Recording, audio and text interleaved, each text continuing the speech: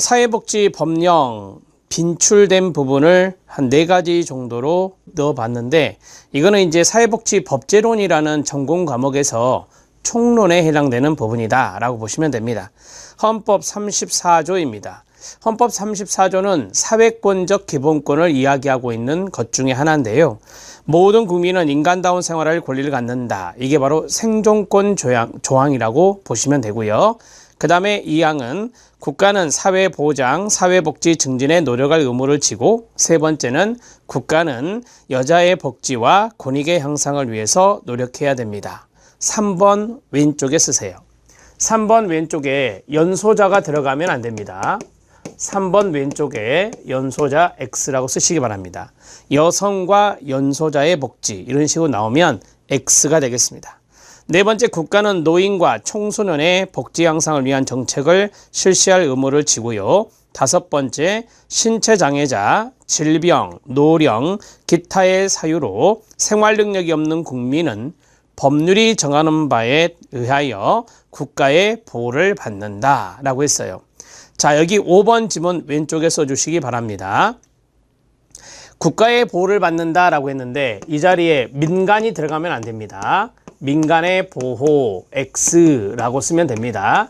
민간의 보호가 아니라 이 사회권적 기본권의 규정은 다 국가의 의무라고 보시면 됩니다. 그 다음에 6번은 국가는 재해를 예방하고 그 위험으로부터 국민을 보호하기 위해 노력해야 하는 것입니다. 시험에 잘 출제가 되니까 꼭 기억해 주세요. 자, 그 다음에 여러분들은 날개 쪽에다가 행복추구권이 헌법 34조에 있지 않습니다. 행복추구권 X라고 쓰십시오. 가로 열고 34조 내용에 행복추구권은 없습니다. 그래서 하나, 둘, 셋, 이 세 가지를 조심하시기 바랍니다. 밑에 암기법 하나 있는데요. 사회권적 기본권은 혼인, 교환, 삼근 이런 식으로 외우시면 됩니다. 혼은 혼인, 가족, 모성, 보건, 보호 권리라고 하고요. 이는 위에서 말씀드렸죠. 인간다운 생활할 권리고, 교는 교육권, 화는 환경권, 삼은 근로3권, 마지막 근은 근로권이 되겠습니다. 이런 것들을 사회권적 기본권의 종류라고 합니다. 이해되셨죠? 기억해 놓으세요. 자, 기출 확인학습 볼까요? 자, 1960년대 초, 정확히 말하면 1962년입니다. 인간다운 생활할 권리보장 조항을 헌법에 포함함으로써 향후 사회복지법의 토대를 마련하였다. 이게 바로 시험 문제 지문 그대로입니다. 여기서 중요한 건 뭔지 아십니까? 60년대 초라는 겁니다. 몇 년대 이렇게 4가지가 깔렸는데 그 중에 하나가 바로 이거였습니다. 1960년대 초 62년에 형광펜 밑줄 치면 됩니다. 자, 그 근거를 밑에서 보시면 헌법 제30조였습니다. 이때는 1962년 헌법 제6호 전문 개정에서 1번에 들어있네요. 모든 국민은 인간다운 생활할 권리를 가진다. 이것을 헌법에 포함시켰다라고 하는 것이죠. 2번, 3번은 참고하셔도 되고 1번만 중요하겠죠. 자, 그 다음에 두 번째는 사회보장 최저기준 조약입니다. 조약이기 때문에 법적 구속력이 있어요. 이 조약에 가입한 국가들은 의무를 이행해야 된다라고 하는 것이 법적 구속력이라고 합니다. 자, 1952년은 참고하셔도 됩니다. 국제노동기구 ILO 제35차 총회에서 채택된 것이 사회보장 최저기준 조약인데, 결론을 말씀드리면 여기 안에 9가지의 급여가 있습니다. 그것을 물어보는 문제가 2번 출제되었습니다. 이 조약은 이 전후는 1945년에 종식된 2차 세계대전을 말합니다. 전후 각국의 사회보장제도 발전에 일반적 추세에 부응한 것으로서 사회보장 자체를 전체로서 하나의 것으로 생각하면서도 내부적으로 각 급여와 사고 부분 간의 균형을 취하였으며 각 부분들로 비준을 허용하였습니다. 참고하시되 2번 별표, 이 조약은 사회보장급여를 그 다음에 가로 어디까지? 유족급여까지 가로 묶어주세요. 9가지 급여입니다. 의료급여, 질병급여, 실업급여, 노령급여, 업무상 재해급여, 가족급여, 출산급여, 폐질급여, 유족급여인데 외워야겠죠. 밑에 암기법의 별표, 사회보장 최저기준 조약급여 이퀄, 시작, 유노제, 실패, 가출, 질의 이렇게 해서 9가지가 됩니다. 자, 유는 유족급여, 노는 노령급여, 재는 업무상 재해급여, 실은 실업급여, 폐는 폐질급여, 가는 가족급여, 출은 출산급여, 질 질병급여, 의는 의료급여가 됩니다. 외우셔야 합니다. 우리 시험에 2가지가 나왔다, 2문제가 나왔다라고 했는데 첫 번째 답이 빈곤이었습니다. 두 번째는 뭐냐? 이 급여, 사회보장 급여 중에 해당되지 않는 것 찾아라의 교육급여가 답이었습니다. 그래서 이 빈곤이라고 하는 것은 뭐겠습니까? 사회적 위험이라고 하는 것이 되겠죠. 그래서 사회적 위험에 해당되지 않는 부분이 여기 안에는 빈곤이란 게 없어요. 그래서 빈곤이 한 번 답이었고 한 번은 교육급여가 답이었다. 이것을 해결할 수 있는 방법은 암기하면 됩니다. 자, 됐고요. 아동의 권리에 관한 국제협약을 약칭 아동 권리 협약이라고 합니다. 이것도 서로 맺는 약속이기 때문에 법적 구속력이 있습니다. 이 국제협약에 가입하고 비준한 국가는 의무적으로 그것을 이행해야 한다는 것입니다. 개념, 아동권리협약은 스스로 자기의 주장을 완전하게 할 수 없고 스스로의 욕구를 충족시킬 수도 없는 사회적 약자인 아동을 그 다음 밑줄, 권리의 주체로 규정합니다. 그래서 4가지의 권리를 명문화했죠. 그것도 시험에 출제가 됐는데요. 당사국이 이들의 권리 어떻게 외워요? 생, 보, 발, 참. 아동권리협약은 생, 보, 발, 참. 생존권, 보호권, 발달권, 참여권입니다. 생보, 발참 아래 각주에 넣어드렸습니다. 보장하기 위해서 이행해야 할 바를 규정한 국제적 조치입니다. 과정은 참고하시되 밑에 박스 별표 하나, 국가직에서 이 연도를 잘못 표기해서 복수 답안이 된 적이 한 번 있습니다. 우리나라 것이 나왔습니다. 아동권리협약은 유엔이 채택했는데 채택은 1989년이고 이것이 발효된 것은 이듬해인 1990년입니다. 우리나라는 이 1990년에 바로 서명 가입을 합니다. 그리고 비준을 받은 것이 1991년입니다. 한국만 밑줄 쫙 그어주세요. 한국 아동권리협약 서명 가입은 90년, 비준은 1991년이 되겠습니다. 자, 3번째, 아동권리협약의 일반적인 원칙이 있는데 서울시에서 오지선다로 출제할 때 개인차 원칙을 낸 적이 있습니다. 개인차 원칙 X까지 형광펜으로 밑줄. 자, 4가지의 원칙이 무엇입니까? 무차별 원칙, 아동의 최선의 이익의 원칙, 아동의 생명 존중, 발달 보장의 원칙, 아동의 의견 존중의 원칙, 개인차 원칙은 없습니다. 자, 무차별의 원칙 밑에 있는 것들은 참고적으로 보시면 되니까 좀 빠른 속도로 보겠습니다.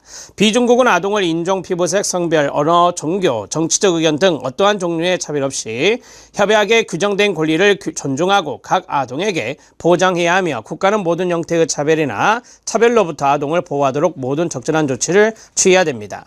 아동의 최선의 이익의 원칙은 공공 또는 사적 사회복지기관, 민간사회복지기관을 말합니다. 법원, 행정당국 등에 의해 실시되는 아동에 관한 모든 활동에 있어서 아동의 최선의 이익이 최우선적으로 고려되어야 합니다. 아동의 생명 존중 및 발달 보장의 원칙, 비중국은 모든 아동이 생명에 관한 고유의 권리를 가지고 있음을 인정하며 가능한 한 최대 한도로 아동의 생존과 발달을 보장해야 합니다.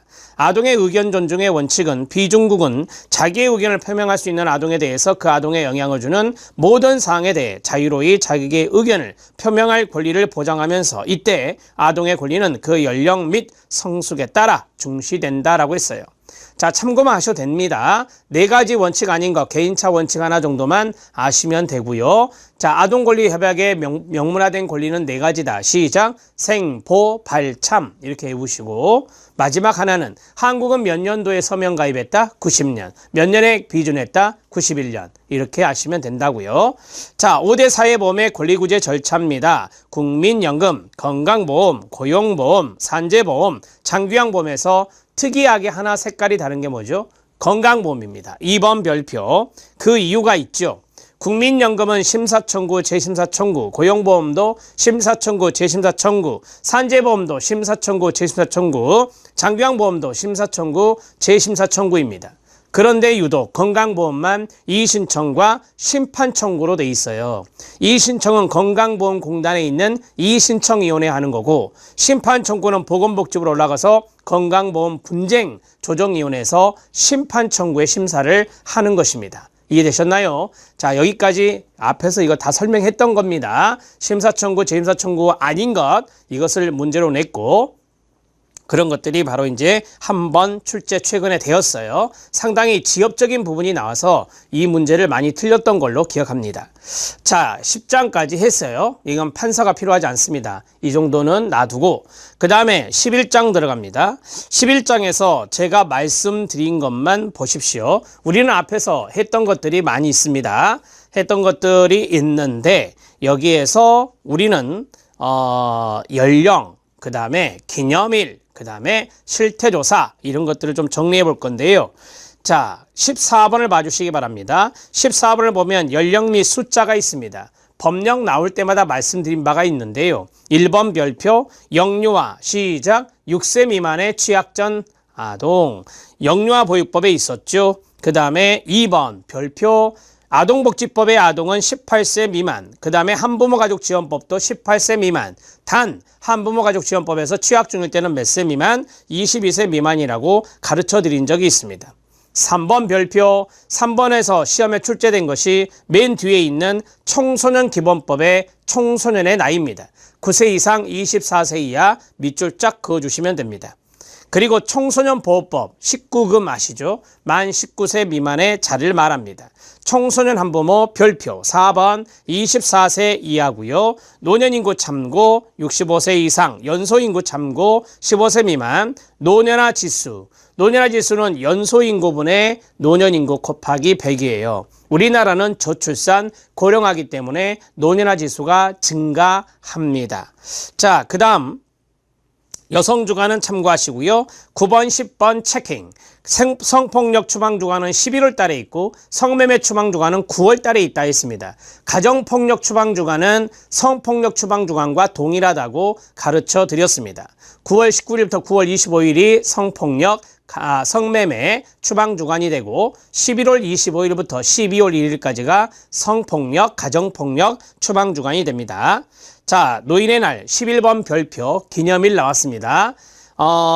제가 말씀드린 데다가 언더라인 치세요. 그것들은 좀 아셔야 됩니다. 노인의 날 10월 2일 밑줄, 사회복지의 날 9월 7일 밑줄, 장애인의 날 4월 20일 밑줄, 가정의 날 참고 5월 15일, 입양의 날 밑줄 5월 11일, 자원봉사자의 날 12월 5일 밑줄, 지역사회복지에서 했었습니다. 그 다음에 치매 극복의 날 9월 21일 밑줄, 자살 예방의 날 9월 10일 밑줄입니다. 그 다음부터는 가로치세요. 자, 아동학대 예방의 날은 1119라고 했어요. 그 다음에 가로 묶어주세요. 제가 밑줄 친 거 있잖아요. 그것은 따로 묶어주세요. 그 다음에 노인학대 예방의 날은 6.15라고 했습니다. 가로 묶어주세요. 정신건강의 날은 10.10이라 했습니다. 가로 묶어주세요. 한부모 가족의 날은 5월 10날이라고 했습니다. 가로 묶어주세요. 여러분들이 가로 묶은 것이 최근의 것들이에요. 그래서 이 좀 밑에다가 밑줄 쳐서 포인트를 좀 줬습니다. 최근의 내용들은 가로로 묶어 놓으실 필요가 있고 그것을 좀 잘 봐놓으세요. 지문 하나로 나올 수 있습니다. 자, 이해되셨죠? 그 다음에 18번입니다. 18번에 보면 실태조사가 나옵니다. 실태조사는 3년짜리들이 시험에 잘 나오는 법이에요. 그래서 3년짜리를 외워주시는 게 좋습니다. 그러나 밑에 기타 실태조사 모음 보이시나요? 매년 실태조사가 두 가지가 있어요. 2년마다 하는 게 하나 있어요. 자, 매년 실태조사 우리가 앞에 법령할 때 했던 것들인데요. 매년 실태조사의 첫 번째가 무엇입니까? 시작! 직장 어린이집 설치 의무 미이행 사업장 명단 공표. 매년 해서 공표하는 것이었습니다. 영유아 보육법에서 나왔었죠. 자, 그 다음에 2번은 뭡니까? 그렇습니다. 장애인 고용 촉진 및 직업재활법에 보니까 두 번째 줄에 보면 장애인 고용 현황과 장애인 근로자 산재 현황입니다. 매년 실태조사합니다. 이게 2년마다였는데 매년으로 바뀌었다고 제가 가르쳐 드린 적이 있습니다. 그 다음에 실태조사 2년마다는 딱 하나 있는데 협동조합 실태조사가 2년마다 합니다. 협동조합의 동그라미 기획재정부 장관은 협동조합의 활동 현황, 자금, 인력, 경영 등에 관한 실태 파악을 위하여 2년마다 실태조사를 해야 합니다. 됐나요? 자, 그리고 나서 이제 3년짜리를 외우면 나머지가 다 5년이다 라고 보시면 돼요. 3년짜리 위로 올라갑니다. 성, 장기를 잘 두는 보성사람, 한부모, 부정수급, 학교 밖 청소년이 노가다 발삼 최짱 이렇게 외우시면 됩니다. 자, 이거는 그냥 동생이 형한테 이야기하는 어떤 구어체 정도로 생각하시면 돼요. 성, 장기를 잘 두는 보성사람, 한부모, 부정수급, 학교 밖 청소년이 노가다 발삼 최짱 이런 식으로 외우는데 마지막 발삼, 이 쌈이 뭐냐면 3년이라는 겁니다. 그래서 쌈 찾으셨죠? 맨 끝에 있어요. 쌈 동그라미 쳐서 3년이라고 쓰시면 됩니다. 그리고 앞에서부터 차근차근 푸시면 돼요. 성이 뭐냐? 밑에 보세요. 성매매입니다. 그 다음에 장기가 뭐냐? 장기요양입니다. 그 다음에 보가 뭐냐? 보육입니다. 그 다음에 또 성이 나왔네요. 성폭력입니다. 그 다음에 사가 뭐냐? 사회복지사 실태조사라는 것도 있어요. 이것도 3년입니다. 그 다음에 한부모가 나오죠. 한부모 가족 실태조사도 3년입니다. 부정수급 생각나세요? 사회보장급여 부정수급조사, 사회보장급여법에 있었잖아요. 이것도 3년입니다. 사회보장급여 부정수급 실태조사 써져 있죠. 그 다음에 학교 밖 청소년이 있나요? 학교 밖 청소년도 시험에 등장합니다. 3년마다고요. 청소년도 3년마다입니다. 학교 밖 청소년 3년마다, 청소년도 3년마다. 그 다음에 노가 뭐냐? 노인입니다. 노 위에다 쓰세요. 노숙인 아닙니다. 노숙인은 5년마다 해요. 노숙인 관련법이 있죠? 이거 5년마다 합니다. 노는 조심하세요. 노인 실태조사가 3년이고 노숙인 실태조사는 5년마다 합니다.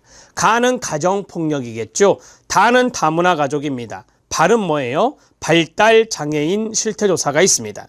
그 다음에 쌈은 3년이라 했었고요. 최가 뭐겠어요? 최저생계비 계측조사입니다. 최저생계비 계측조사도 3년마다고, 자, 짱이 있는데 이 짱은 장이 2개 붙었다라고 보시면 돼요.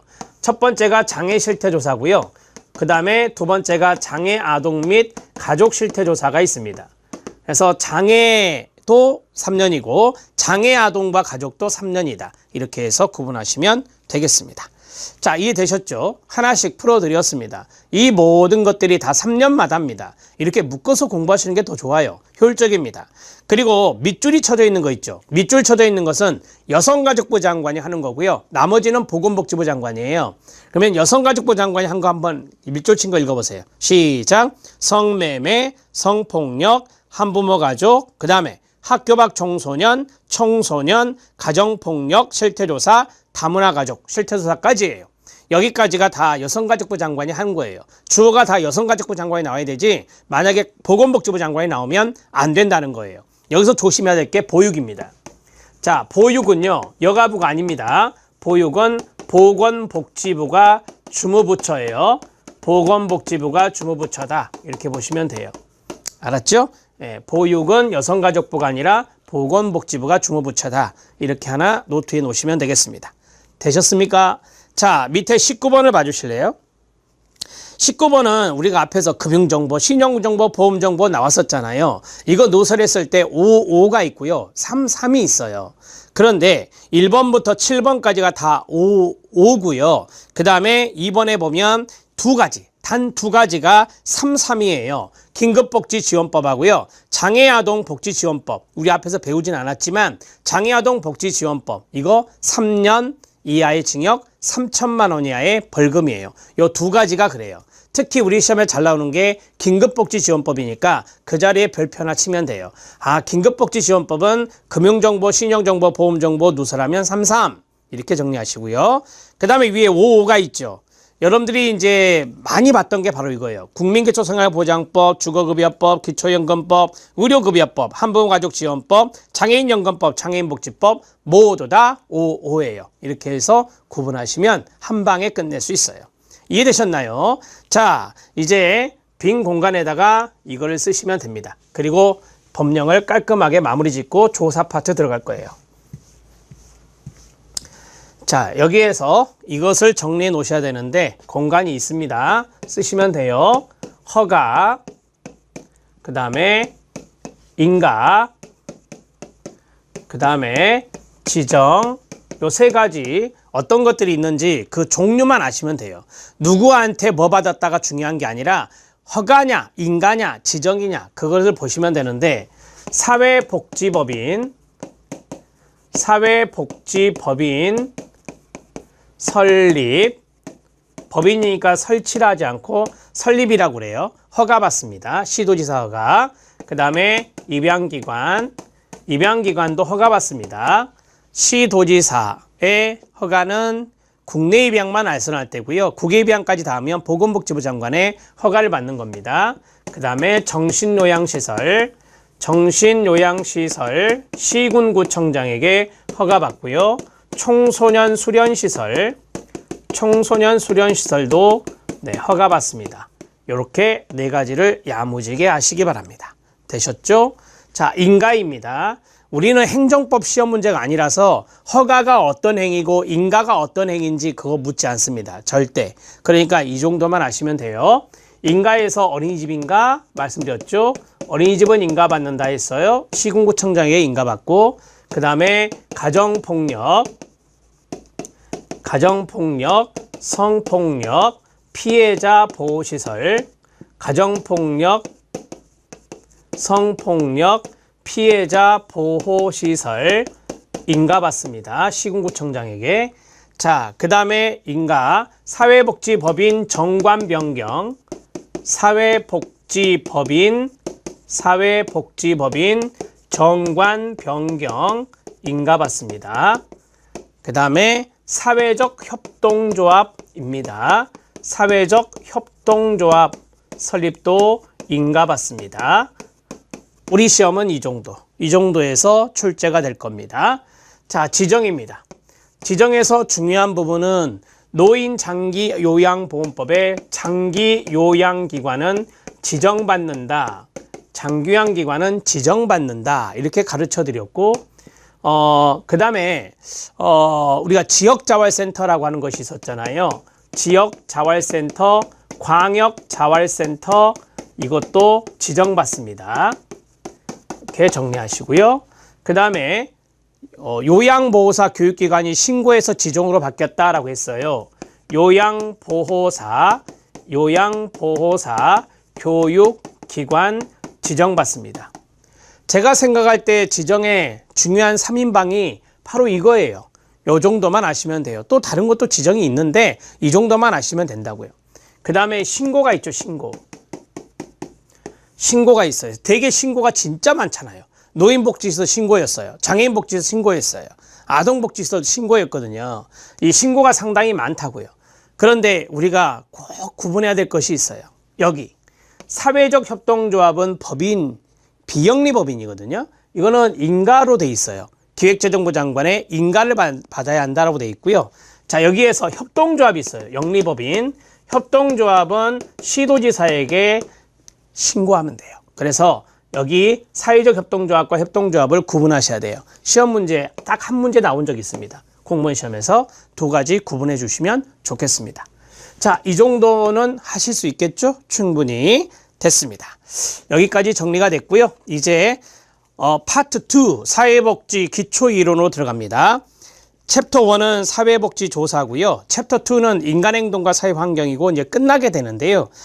챕터 1의 사회복지 조사는 한 문제 꼬박꼬박 나옵니다. 최근에 이례적으로 두 문제가 나왔는데 한 문제라고 생각하시면 돼요. 인간행동과 사회환경은 안 나오거나 한 문제예요. 그래서 여기 조사 파트는 많이 나왔자 두 문제겠구나 이렇게 생각하셔도 되겠습니다.